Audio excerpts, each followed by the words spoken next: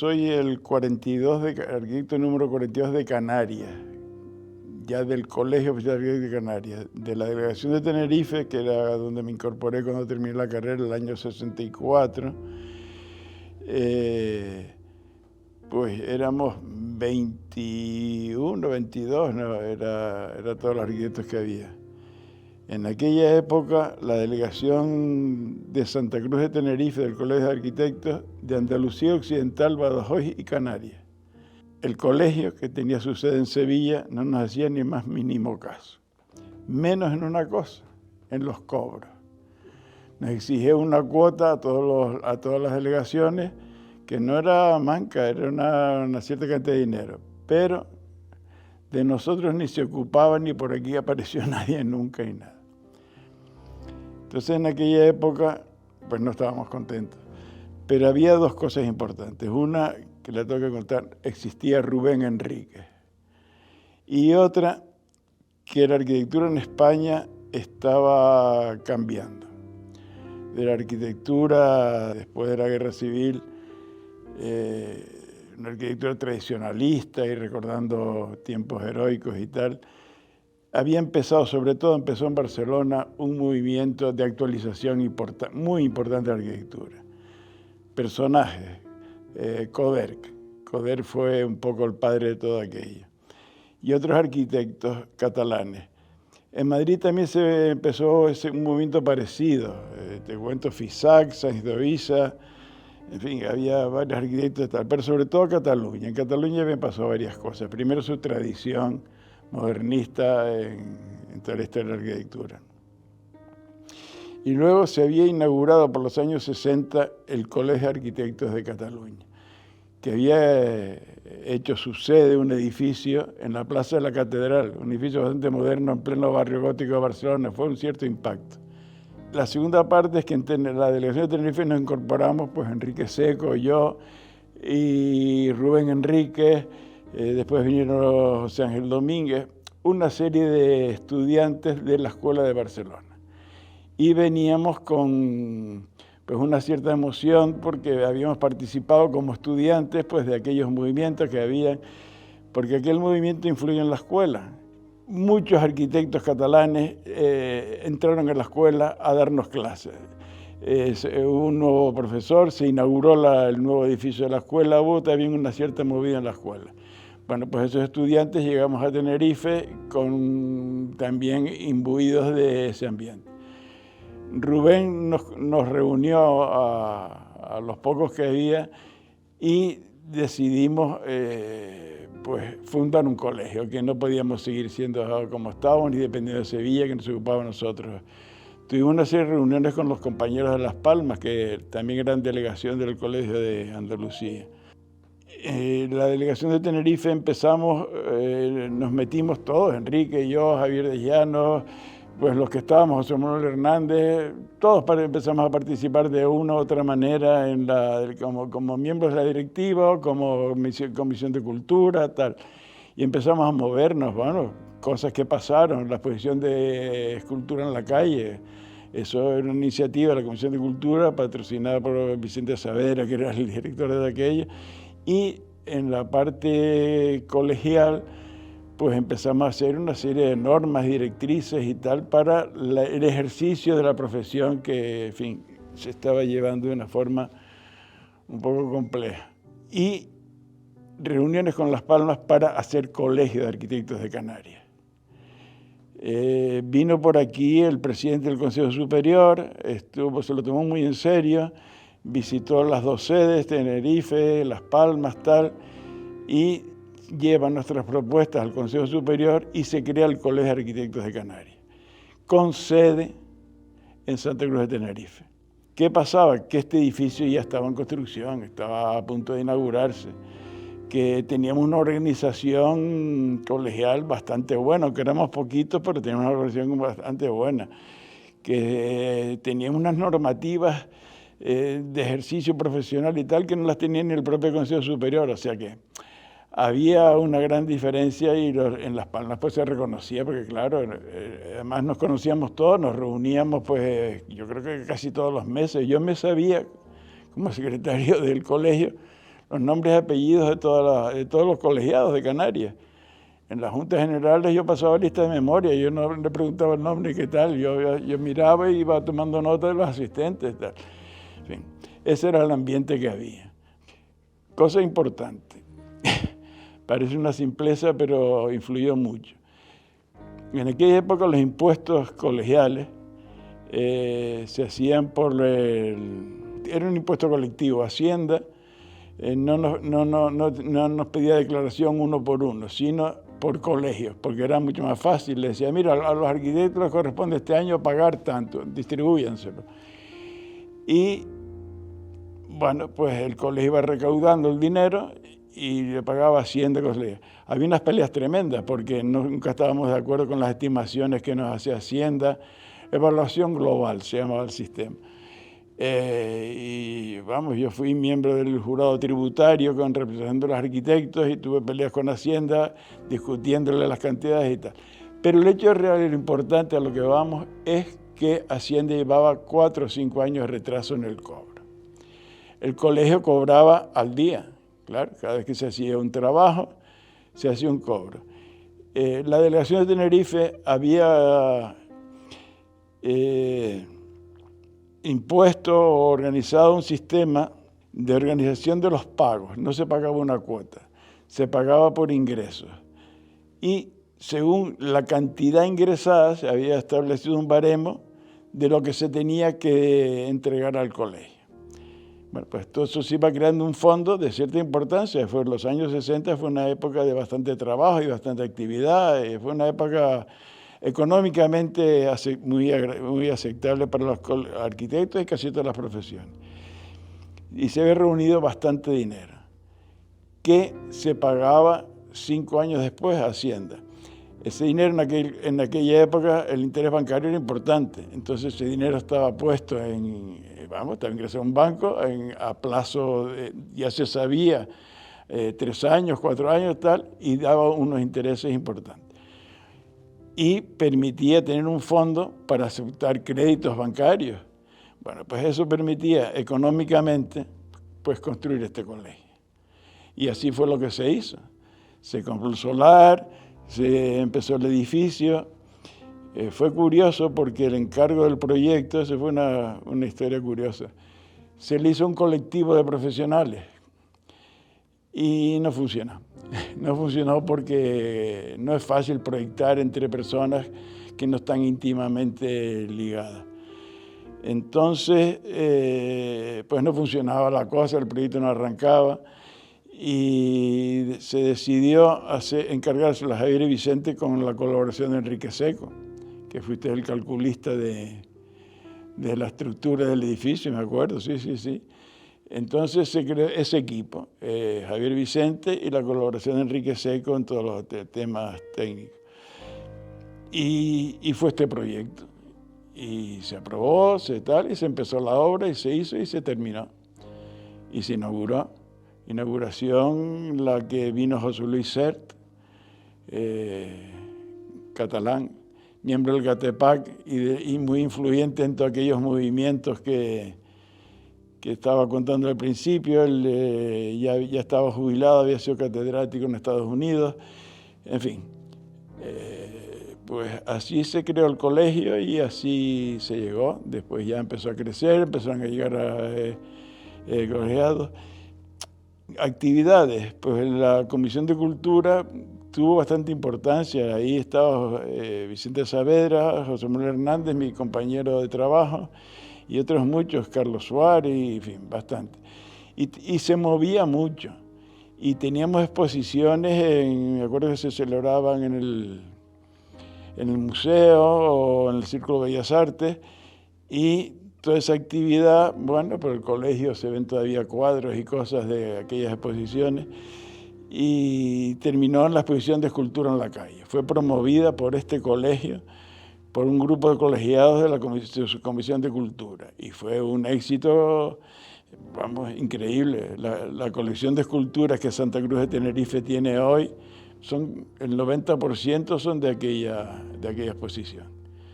Habría habido, no sé si supongo que habrá reportajes, Pero claro, lo que hay hoy en las calles de Santa Cruz de aquella exposición es pues lo que quedó, regalos que hicieron los propios escultores, pero es que se llenó la Rambla y el Parque Municipal estaban llenos de esculturas, pues claro, la mayoría se volvieron a su sitio. Y bueno, la más que no, esa la tuvimos que pagar, la de Henry Moore. La Henry Moore, el guerrero, es una escultura, no es única. El guerrero, la edición de la escultura del guerrero, pues las hay en varias dimensiones, desde pequeñitas hasta grandes y tal, pero exactamente igual que esta, pues las hay por muchos sitios. Y esta fue una reproducción que se hizo, la tuvimos que pagar, claro. Pero no fue el final, la Comisión de Cultura siguió funcionando y se siguieron haciendo muchas cosas y hasta nuestros días que veo que siguen haciendo muchas cosas y tú lo sabrás mejor que yo. Pero en fin, pues un poco eso es los recuerdos que tengo. Los descuentos progresivos, eso fue un instrumento que inventó esta delegación para regularizar, de alguna manera, bueno, hay que contar una cosa, en aquel momento había arquitectos en Canarias, sobre todo en Santa Cruz de Tenerife, que acaparaban el 80% del trabajo. Y claro, era una situación profesionalmente, bueno, no era muy regular ni normal. Entonces, claro, no podíamos hacer cosas.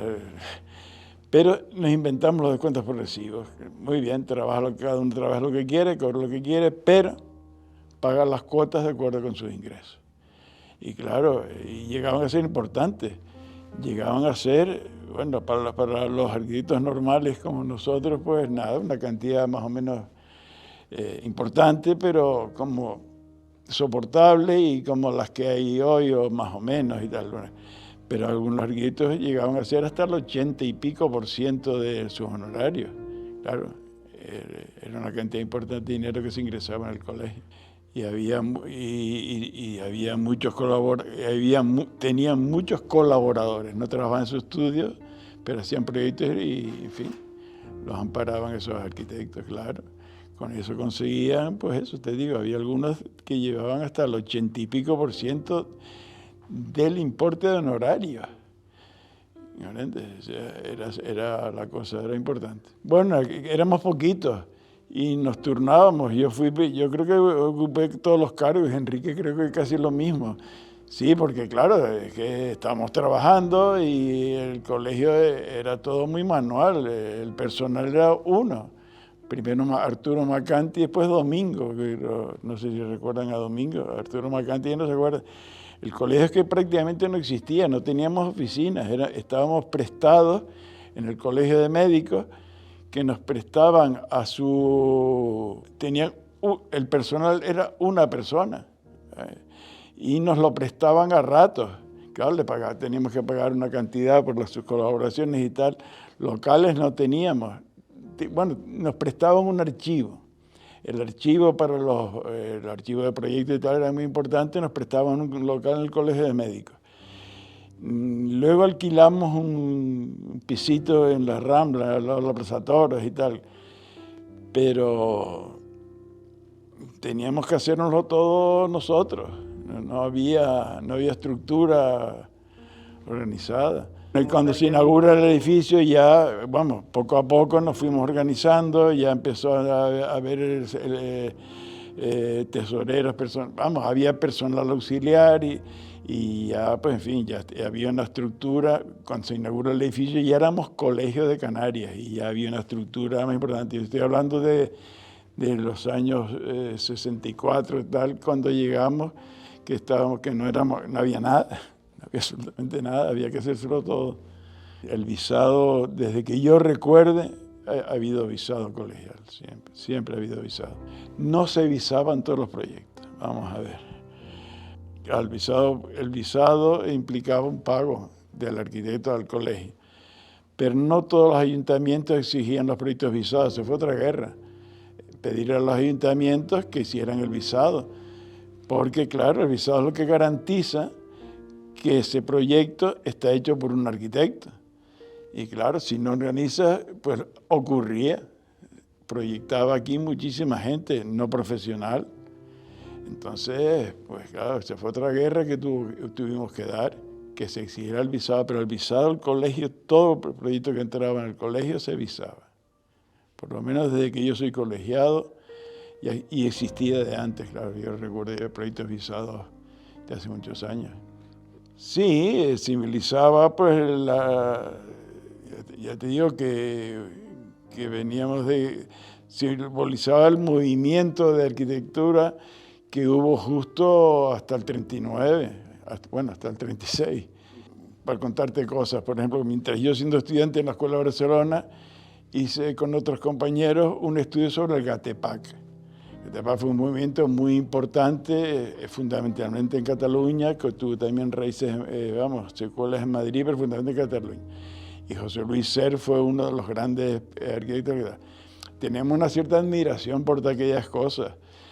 Y José Luis Ser, claro, era republicano, su compañero Torres Clavé, era el compañero de trabajo de José Luis Ser, murió en la guerra porque se alistó y tal, y lo mataron.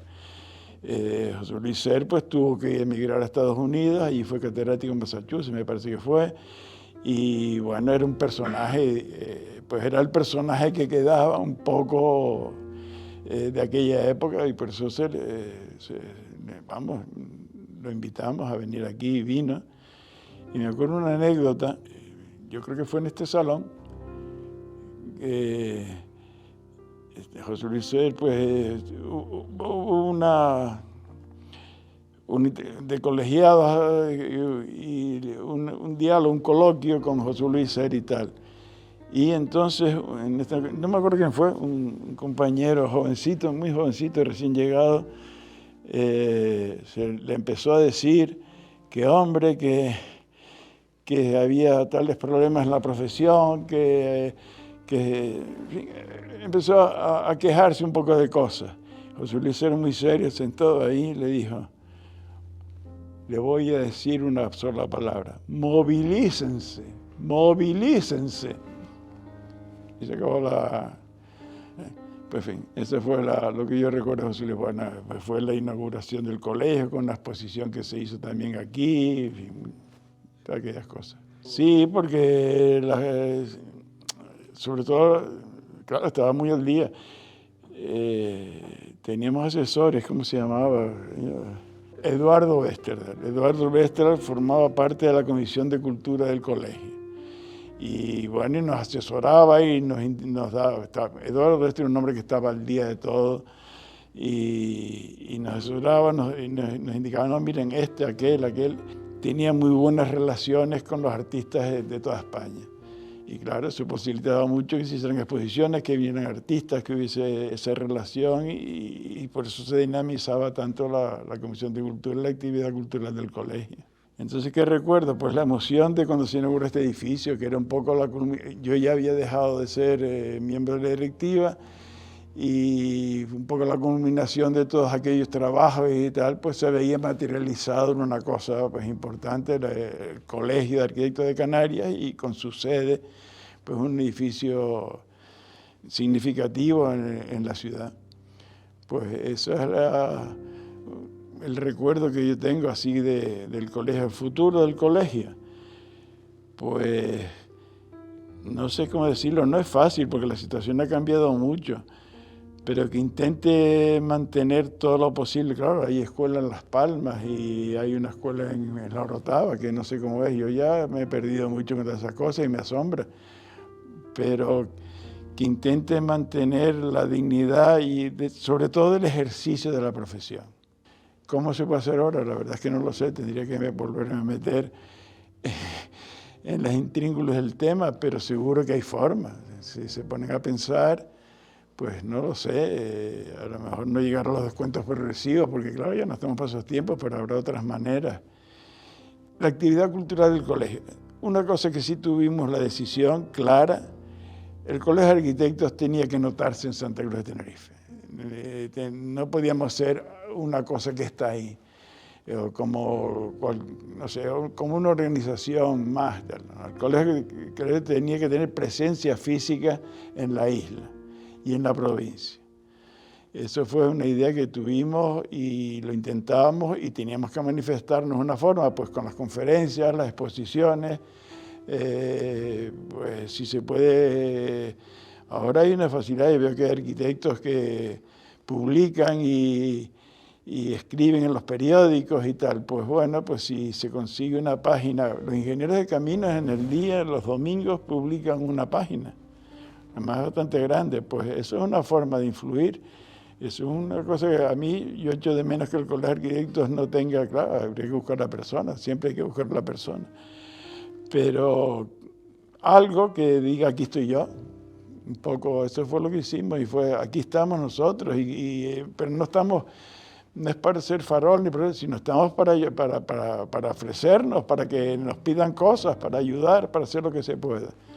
Pues eso yo creo que se puede seguir haciendo.